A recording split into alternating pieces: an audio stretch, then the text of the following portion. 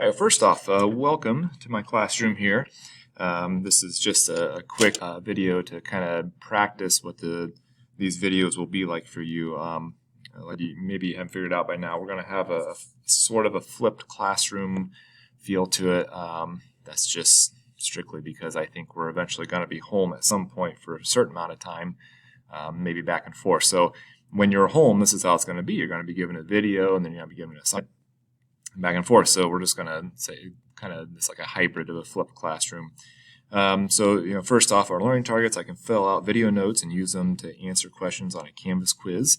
Then I can learn about Mr. Howard and his classroom. Now, none of this information is going to be on a quiz, like I say, a content quiz. We're going to just give you one of these to practice, a Canvas quiz real quick.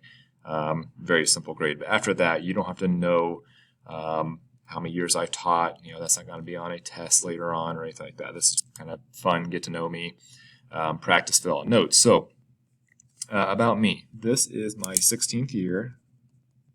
This is my 16th year teaching. This is my second year at Homestead. I got my bachelor's degree in mathematics education.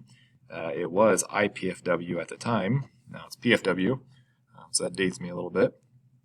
And I got my master's degree in education at Indiana Wesleyan University. And I recently, this was a couple years ago, I finished my 6th level courses so that I would be able to teach dual credit. We have to take at least 6 graduate courses in mathematics to be able to teach dual credit at the college level. So I can...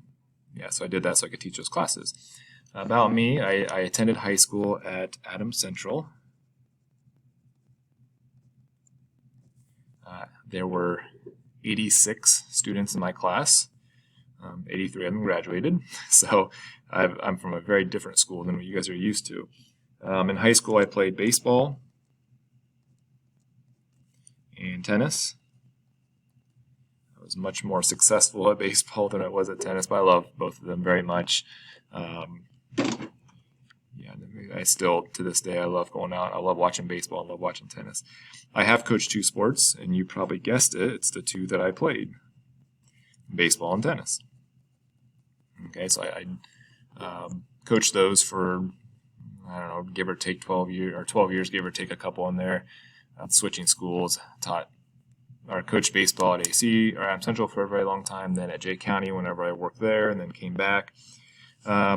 Speaking of which, I have taught at 2 other schools before instead, and my first teaching job was at Jay County High School. Probably an hour and a half south of here, roughly. And then I came here from Adams Central. Okay.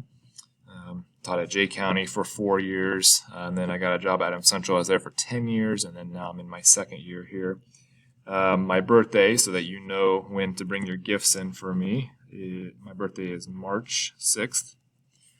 So last year, it was a week after March 6th we got sent home. So my birthday, my wife and I could have gone out, and we thought, we just don't feel like going out, so we didn't. And then a week later, we could not go out, so that kind of stunk. My family, if you remember from a PowerPoint, I've been married to my wife, Carly, for 13 years, and we have 4 children. Our oldest is Moses, and then there's Annabelle, my only daughter. She's spoiled being the only girl.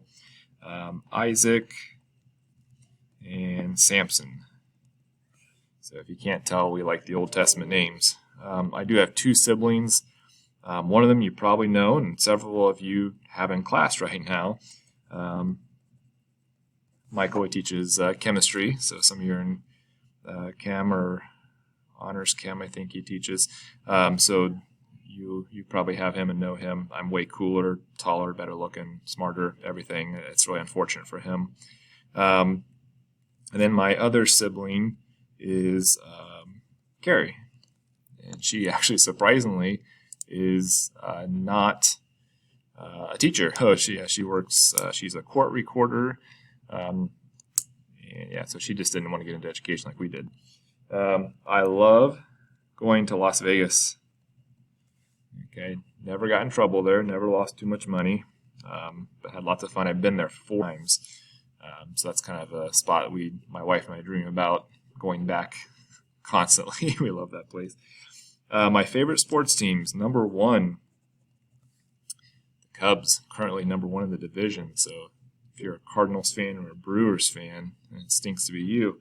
Also, and this one I'm a little bit more hesitant to share, but I'm a Bears fan.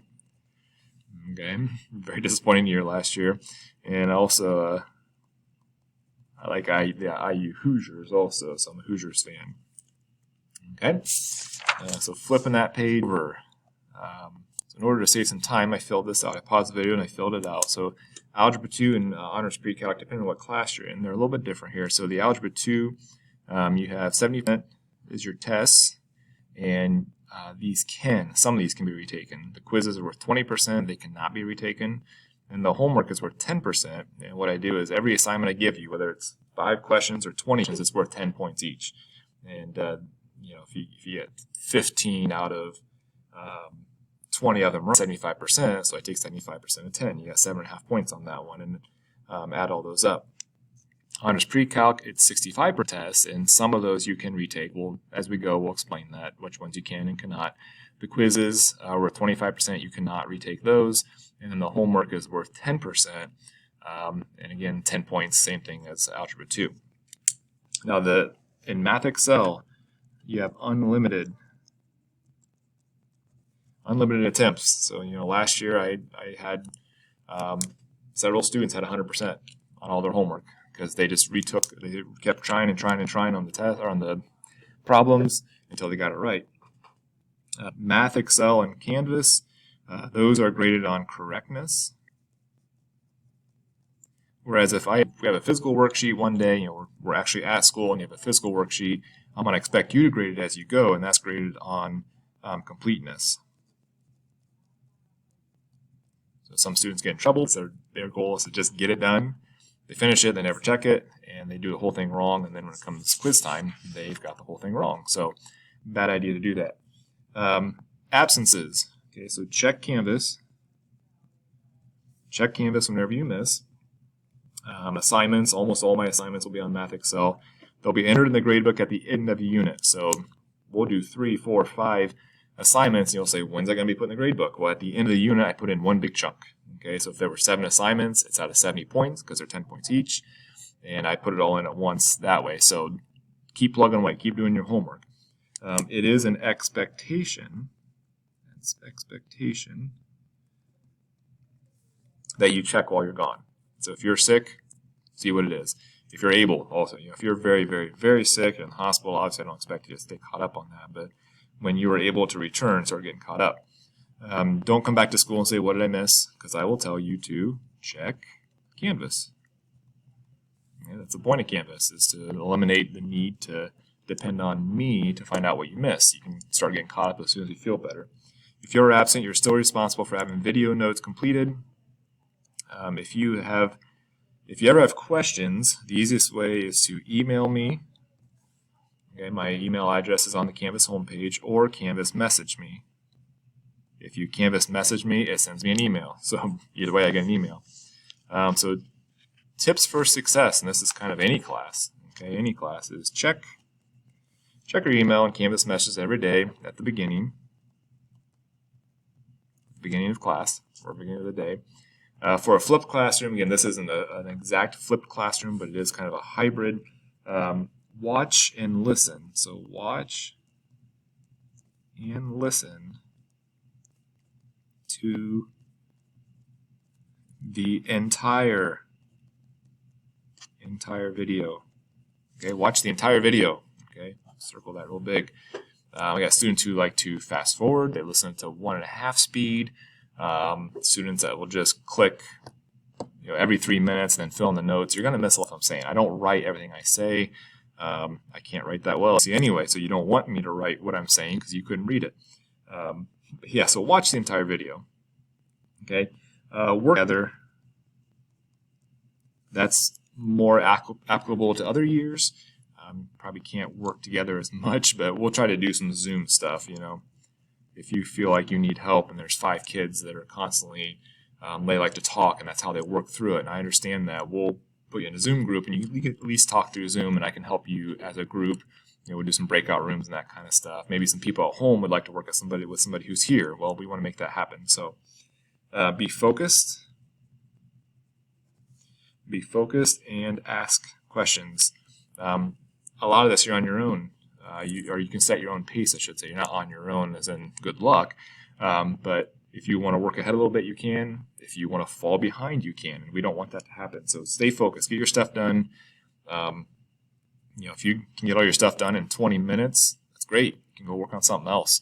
If you're an at-home student and you finish all your work, you watch your video and you have your homework done, and there's 20 minutes left in class, just, Mr. Howard, I'm done. Do you mind if I leave? As long as you ask, I'll let you go, and then you don't have to stick around then. Seek additional help when necessary. I got after school hours. The resource room's available. So look at all your options, and then study.